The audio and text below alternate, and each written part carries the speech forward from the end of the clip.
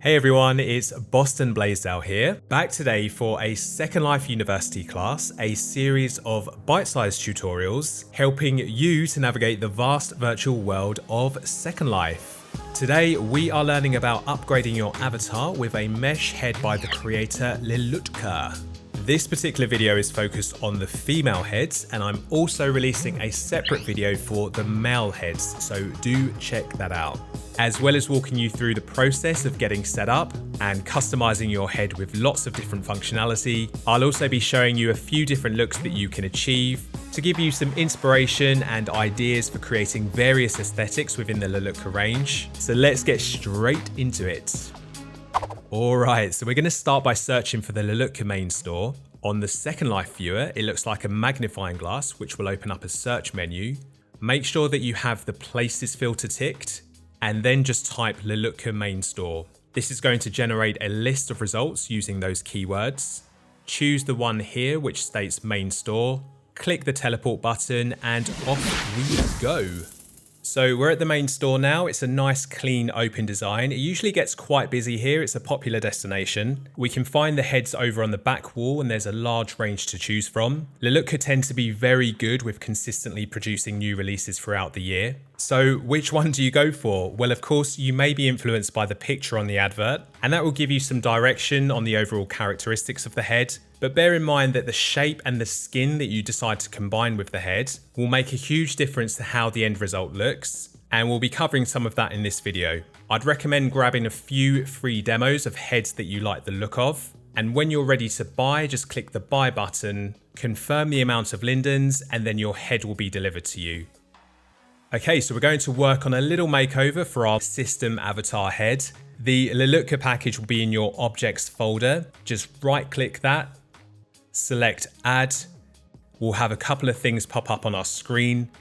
We'll have a notification box requesting for us to keep or accept the item. And now if we go to our recent items, we'll see our unpacked new folder with all of the main contents included. So before we dive into these, I'm going to remove some of the parts from my current avatar by going to the Worn tab. This will show everything that I'm currently wearing. Then I'm going to right click the root of the folder, select remove from current outfit. This will take off most of my attachments with the exception of shape, skin and eyes. We're going to be replacing these items with new ones.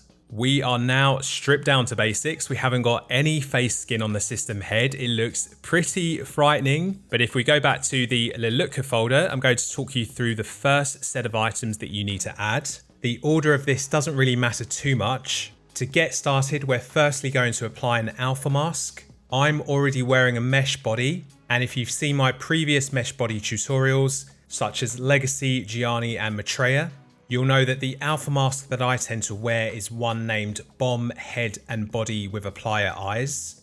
We're mainly using this to hide the system eyes, so that when we apply our bakes on mesh head, it's not going to double up on the eyes. I'll explain this in a bit more detail when we go on to the customization part.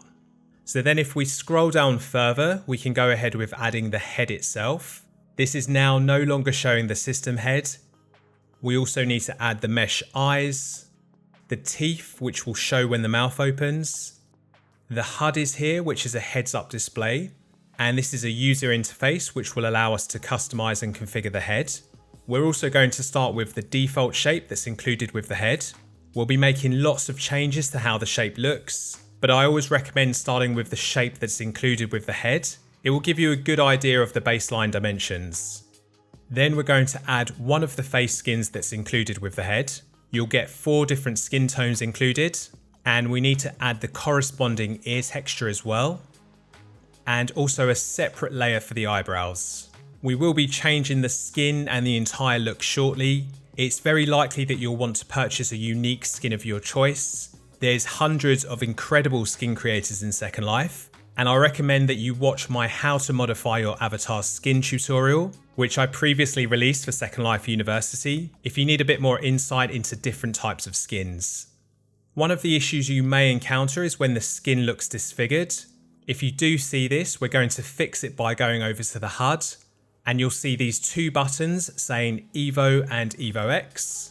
We're going to click on the EVO X button, So what we've done here is we've changed the application of the UV map. So what does that mean for you as a resident? Well, you just need to be aware that the majority of new release skins and add-ons for Lelutka, these will be made for EVO X. So if you're buying any third-party products such as skins, make sure that you check the advert and if it states EVO or EVO X, and then just stick with one of those systems. I would personally go for EVO X since it now seems to be the most popular one to create for.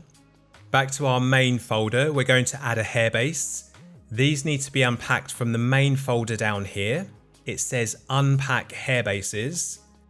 When you open up that folder, you'll have two boxes to decide between, male or female hairbases. Once unpacked, you'll get a long list of different hairbase textures to choose from. We don't know what any of these numbers mean, so we're going to open up the images, which are these little square texture symbols. And with these open, we can now pick the hairstyle that we like, and then choose the corresponding hair color, which is on the vertical list of samples. We're going to jump back over to the folder again, and then find the number which corresponds with the image. And then we'll see it rendering.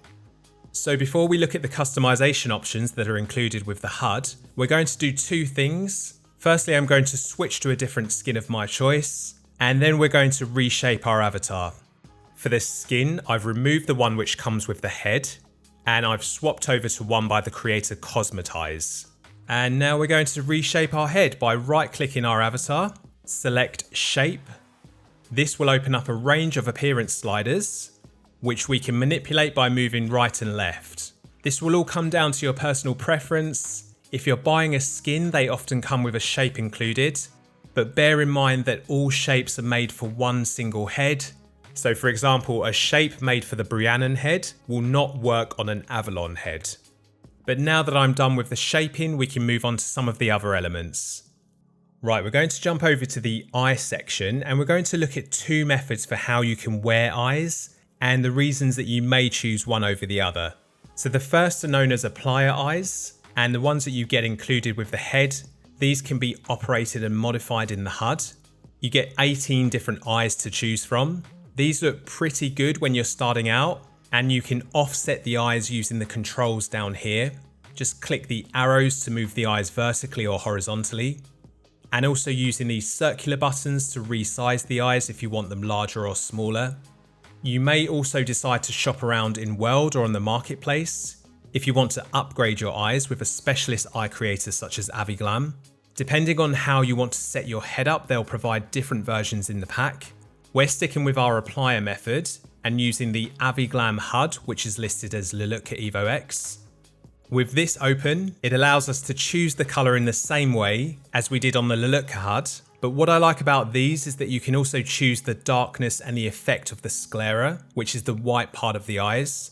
Aviglam use a system from A to D, A being a very clear sclera and D being a bloodshot effect.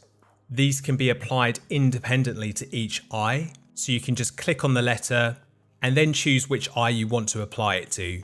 So that's the first method of having your head configured using applier eyes. The main benefit being that you can use the HUD to quickly change between colours and also have different colours for each eye. The second method that you may want to use, which is equally as popular, is to use bakes on mesh eyes. So I'll explain the steps first and then describe the benefits. Firstly, we're going to completely remove the alpha mask which we put on earlier. We don't need to be wearing an alpha mask if our head, body and eyes are all bakes on mesh. Now we can go back to our Aviglam folder, choose the eyes that we want to wear. The image included will show the corresponding numbers and descriptions. Now when I wear these, I'm actually going to have the applier eyes clashing with the bakes on mesh eyes. If I zoom in closer, you may be able to see that it looks a little strange here. So we need to tell the head that we're switching to bakes on mesh by clicking the bakes on mesh button in the Lelutka HUD. And here we go, now everything is bakes on mesh. We can no longer use the HUD to change eye color. This section will become redundant unless we switch everything back. So one of the benefits of wearing bomb eyes is that you'll see the exact color as a separate attachment in your worn items, as opposed to using the applier scripts, which don't give us any visual record of what we're wearing.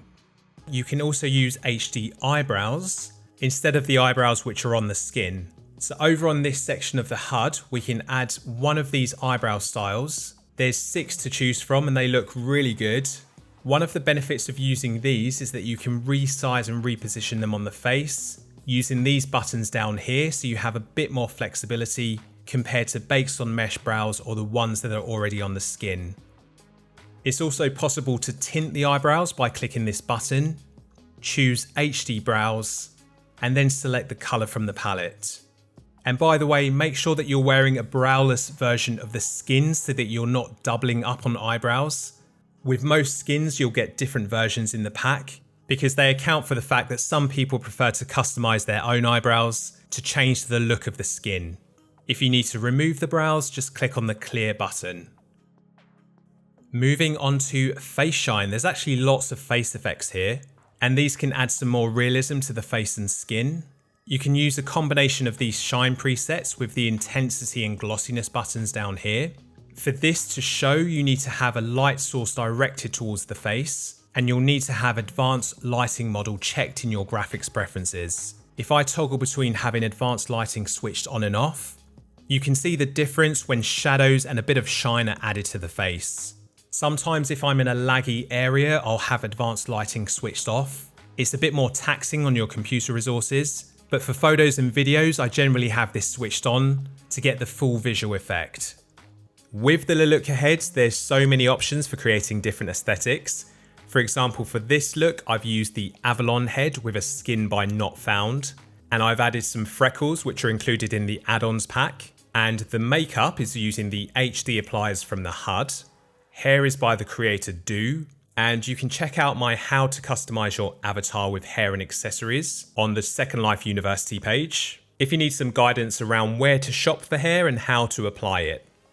One of the best features about these heads is the ability to control facial animations.